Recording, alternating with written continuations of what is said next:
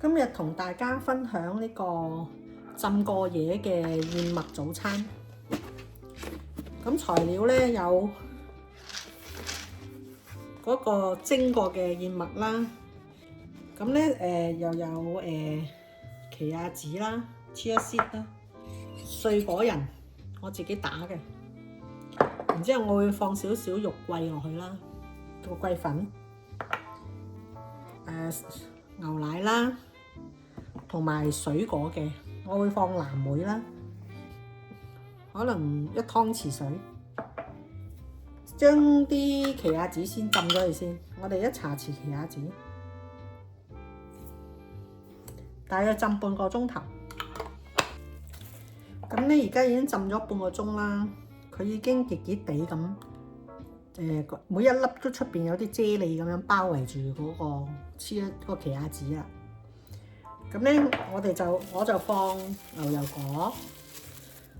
咁啲牛油果買翻嚟咧，佢一次過咧就熟晒咧，咁我就食唔切咧，就會將佢切咗一半之後攞保鮮紙包咗放入急凍嗰度嘅。咁一拎出嚟成個抌入去就得啦。我就用12、13粒咁咯。我會揼啲cinnamon落去嘅，即係嗰個肉桂粉。我就咁樣打幾下嘅啫。咁咧薑黃粉啊，我會擺啲薑黃粉落去消鹽啦。咁肉桂粉咧就可以穩定血糖啦。呢個窿大咧，所以我都係好少嘅啫，少過肉桂粉嘅，因為佢有啲苦味咧，啲味太搶咧，我都係落少少嘅啫，即係可能肉桂粉嘅1半或者1/3。2茶羹碎果仁，即係冇糖，唔係冇糖冇鹽嘅果仁自己打啦，健康啲啊。然之後就加4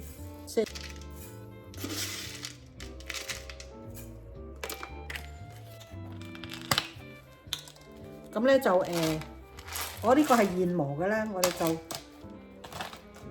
磨兩轉就得啦，因為唔需要太多嘅。有黑胡椒咧，就可以將薑黃嗰個功效咧增大2000倍喎。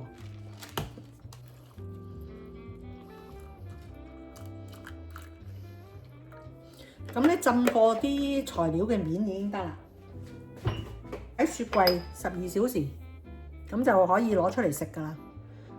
如果嫌凍咧，可以冰佢40秒咁樣咯。